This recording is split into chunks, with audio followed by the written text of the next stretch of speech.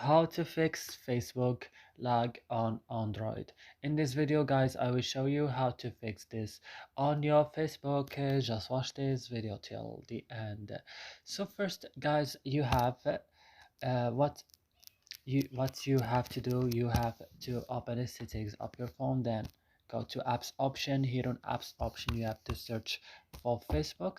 Open then Facebook, you will find this list. Scroll down and click on storage. Here on storage, go to the last button, clear data, click OK, then back and click on force stop. Click OK again. And what's the next step guys? You see this option here, battery. You have to click on optimize it. And that's it. I hope this video is helpful for you. Don't forget to like, subscribe, our chat. See you in another video.